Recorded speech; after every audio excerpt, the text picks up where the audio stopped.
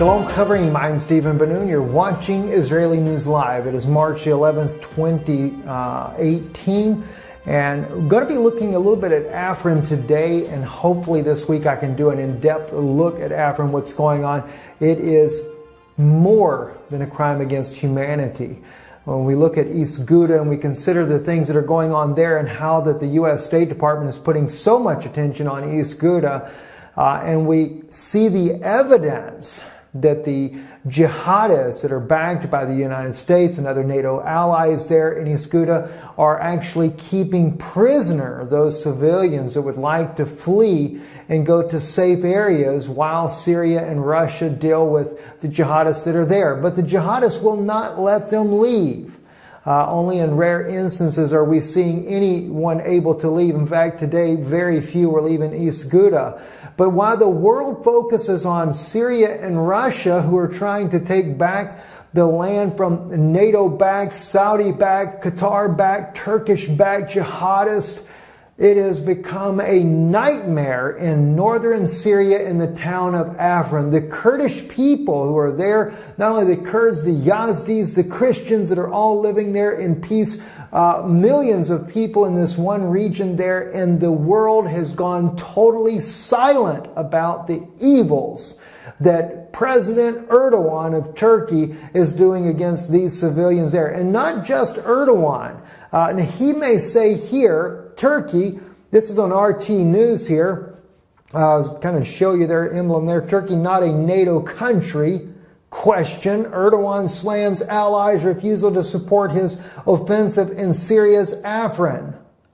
Well, you know what, we might find out that that's a big fat lie, that there is indirect support with Turkish President Erdogan for the deaths and murders of civilians and the unprecedented and unparalleled attack that is happening there on this poor people here in this province here. Let's take a look a little bit of what it says in the article here by RT. It says, Turkey's leader has scorched NATO allies over their failure to support his counter-terrorist operation in Kurdish-held Syrian region of Afrin, but expressed gratitude that they at least had no guts to openly oppose Ankara. Well, you know what, Mr. Erdogan, I am an American citizen, and I do have the guts to stand here and openly oppose what you are doing there. It may not be a big voice, but I guarantee you one thing, we're willing to speak out about the genocide that you are conducting against the people of Afrin, the Kurds. And this is what's interesting to me. It's very sad that the United States, and even for that matter, that the Russian President Putin is silent on the matter either.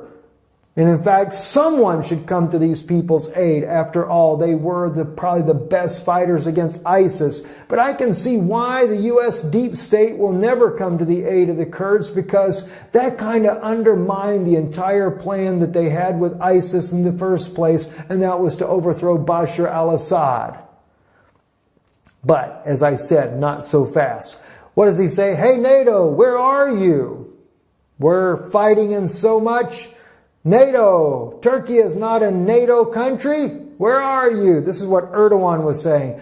You've invited NATO member states to Afghanistan, Erdogan said.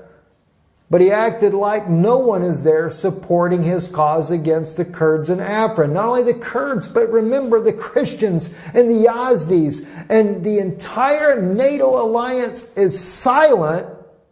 Well, in one way, yeah, they are silent. But you know, he says that they're not helping. Oh, yes, they are too. Free Syrian Army. This article right here on Yunai Safak called World, this particular article that I picked up, and I wasn't even looking. I just happened to stumble across this article. This was, of course, on January 20th. March the 11th, Turkey launched Operation Olive Branch to clear the YPG and the PKK Daesh terrorists from Afrin. Isn't it kind of funny how he throws that in there with Daesh? No, they're the ones that were taking out Daesh. Now, March 11th, this article post here, and it says here, the Turkish armed forces and what? I want to make sure you guys can see this. I'm going to put this as big a bold print as I can get on the screen here. There's one of their little bomb pictures there in the background. says Turkish armed forces and Free Syrian Army liberated a total of 13 more villages in Syria's northwestern Afrin region as of Sunday. Mr. Putin, who is the one that trained, who is the one that has been backing the Free Syrian Army with logistics and intelligence to be able to do counterattacks against the Syrian government and, of course, their people? It is none other than the United States. So you can go out and RT might publish that stupid article right there where you're claiming that NATO is not behind you, and where is the United States? Well, the United States is doing exactly that. They are helping you, and that is the deep state, mind you. So maybe I'll make a little clarification on that. You know, and this is the shame upon the American peoples, or on our government, not the American people, but the government itself, that we would be willing to be backing the Free Syrian Army to help the Turkish army to go in there and take out the Kurdish people, the Yazdis and the Christians. Does anybody that is listening, does anybody know who the Yazdis are? The Yazdis are believed to be the wise men. They are the very descendants of the wise men that came to Israel, to Jerusalem, at the very birth of Yeshua, the Mashiach. Yeah, the Yazdis. And they have been butchered by ISIS and now the Turkish government as well, and those Christians there. You know, I find it very interesting that all these militants that we are backing as an American government, not to mention the European NATO nations, not to mention Saudi Arabia and Qatar and all these other ungodly nations that are out there murdering the very believers in Yeshua, the Kurds who stand with Israel. You know, this is what gets me. I've got many friends that love Israel, and the Kurds are one of the best allies that Israel has in that region, and even Israel is sitting silent. Why isn't Prime Minister Netanyahu saying something? Well, maybe he's too caught up with his own issues right now, but I'll tell you something. Let me tell you something. Barry Chamish, when I had him on before, he talked about Israel's involvement with ISIS. And I think in Israel we have a deep state as well. You know, that's not the Israeli people. That's not the Jewish people that love God. But there are some very sinister things that are going on to advance causes that are not what the Jewish people want. You know, one day I need to do a message as well as far as the state of Israel and the land of Israel. You know, they talk about making this a Jewish state. We have to that kind of bothers me, and I'll have to go into it later, but I'll just kind of give you just a quick thought on this. You know, Israel is 12 tribes. And not all 12 tribes are Jewish tribes. So Israel cannot be a Jewish state. It has to be Israel, because God is going to have all 12 tribes return to their homeland. So therefore, too, not all of the land of Israel belongs just to the Jewish people per se. Every tribe has its own land that was given to it. Now, I appreciate the fact that the tribe of Judah is there, and I appreciate the fact that we have a state of Israel. There's a lot more to these things that are happening than what people realize. Anyway, back to what's going on here. So clearly, they're definitely being backed by the Free Syrian Army, the Turkish government. So Erdogan is once again lying to the world, because the Free Syrian Army goes nowhere without U.S. backing and intelligence, and also air support, etc. The Free Syrian Army is well backed by the U.S. So Mr. Erdogan, lie all you want. You know very well that you were promised a great deal in the New World Order, so long as you do the dirty work for NATO. So go ahead and pretend a little bit more, why don't you? In fact, I just saw this one that came out on Twitter here. Barak Ayadin posted, or I don't know if he posted or if he's original post or someone else did. It says 1 million Kurdish, Assyrian, and Yazdi civilians in Afrin are under threat of genocide by the combined forces of Turkey, ISIS, al-Nusra, and al-Qaeda at this very hour. This came out only I think it was like an hour or two ago. Don't forget the Free Syrian Army, though, as well. The world must step in and repay those who have been defeating ISIS on behalf of humanity.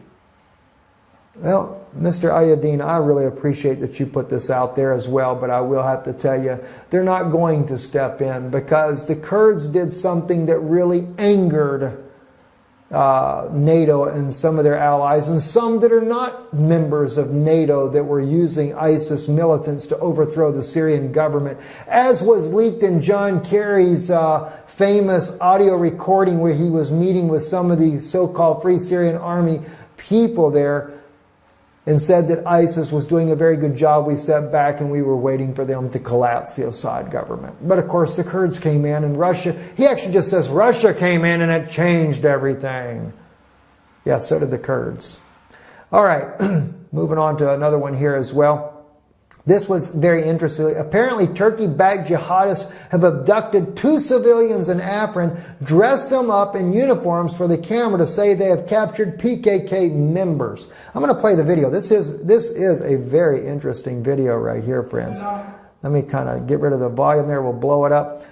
So the Special Forces captured members of the PKK, except when they captured them, they were not in uniform, as we can plainly see here. They were civilians. So how did they end up in a uniform is very interesting because there they are now, the same 2 people. You may not be able to see it that well, but I can clearly see it's definitely the same 2 people. Now they have them in uniforms. You know, the Turkish government will do everything they can to lie to the world. You know, they genocide the Armenians, and I know Erdogan hated when the Pope of Rome said that, but he said it too, you know. I don't have a whole lot of... I'll hold my peace there about that for the moment. Moving on here as well, this was also interesting today. Germany and an unregistered demonstration over 200 people against the Turkish offensive in Afrin escalated and led to a huge brawl between Kurds and Turks at the airport in Düsseldorf. Oh, wow, that was something in itself, because let me tell you something, friends.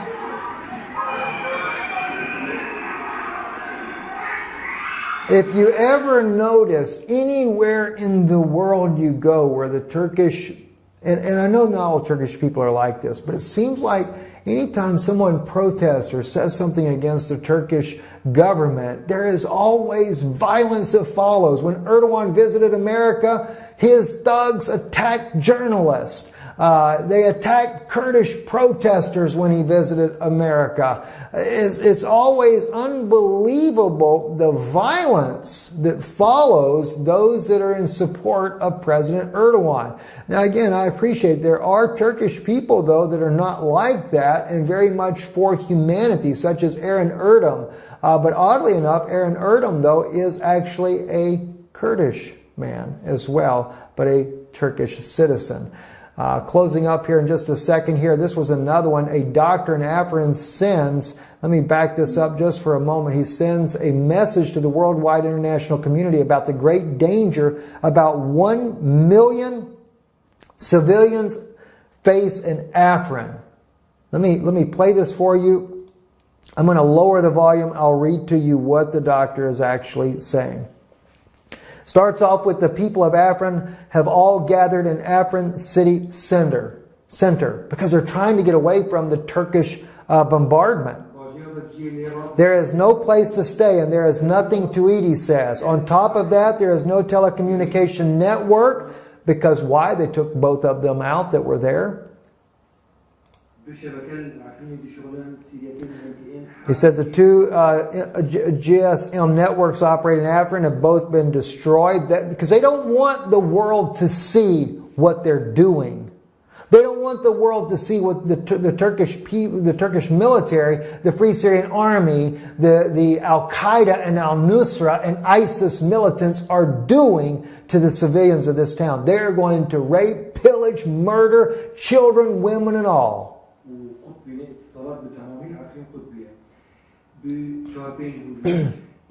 Signal of one of the cell phone operators returned to work today, but it was very weak. Water has also been cut off in Afrin since last Sunday, after Turkish-backed groups took control of Madanki Dam. Because Afrin residents rely on the Madanki Dam for water, residents are now resorted to rely on wells for water, which is not enough and is contaminated and contains substances that are harmful for children and will cause disease among children. The only access route from Aleppo to Afrin is Zirara Crossing Gate, which has been targeted regularly, and that has prevented fuel from reaching Afrin.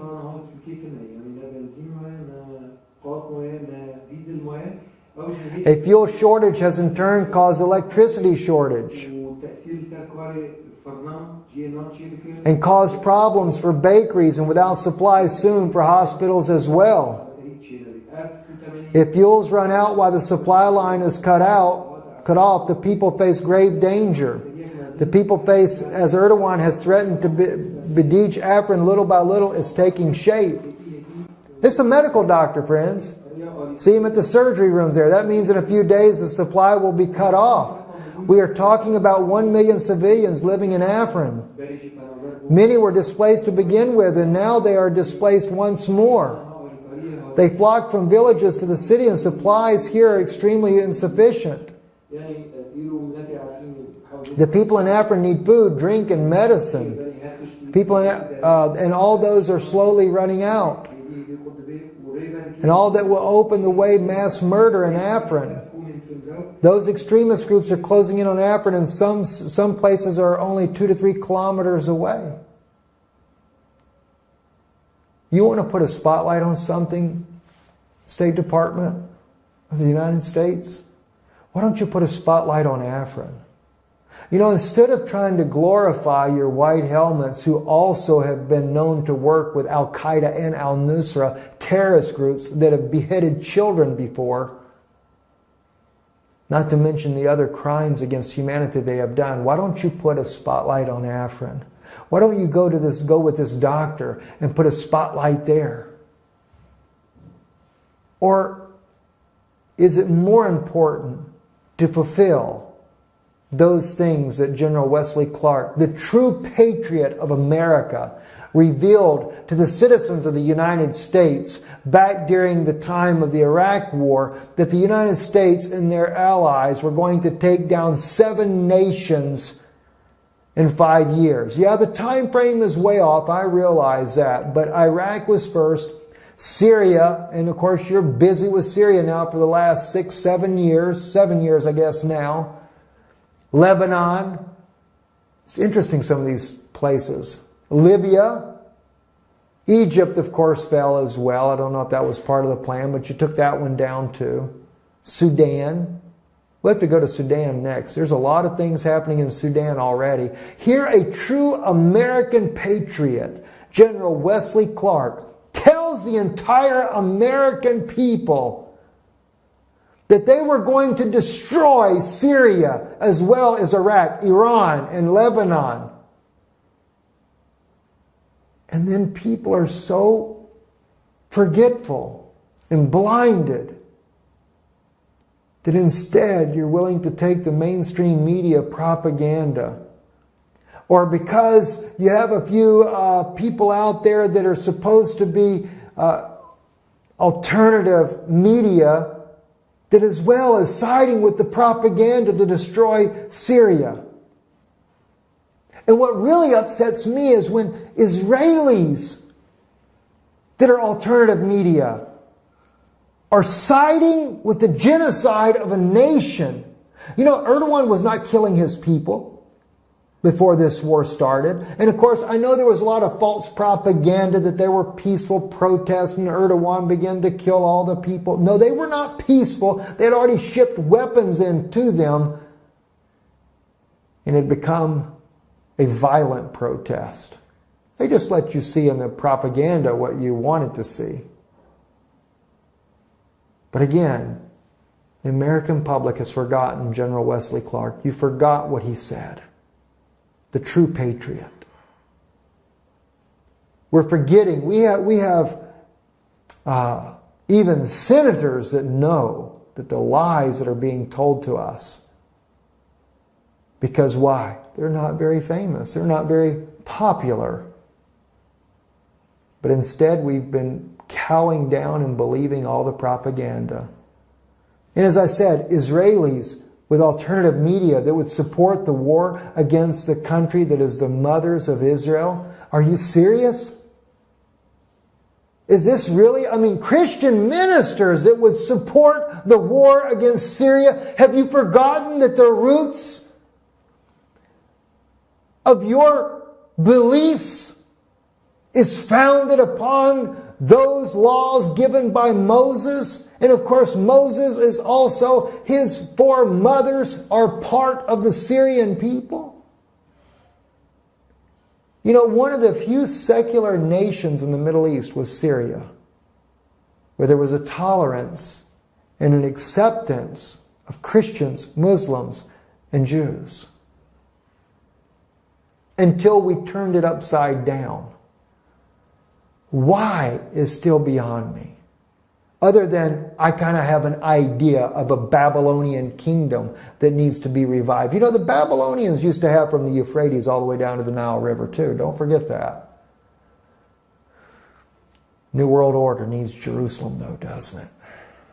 What are the Jewish people going to have to pay? What price are they going to have to pay so that you can keep this up?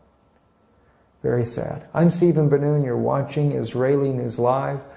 Keep you up to date on what's going on if you want to know the truth. If you don't want to know the truth, there are some channels out there that will tickle your ears and lie to you. They won't tell you what the Word of God says. Well, they might whitewash what the Word of God says, like one guy said one time that the mothers of Israel were from Lebanon. That blew me away. It really blew me away. But anyway, we love you guys. God bless you. Keep us in your prayers there. We have a lot we're going through right now, and we do need your prayers. Shalom.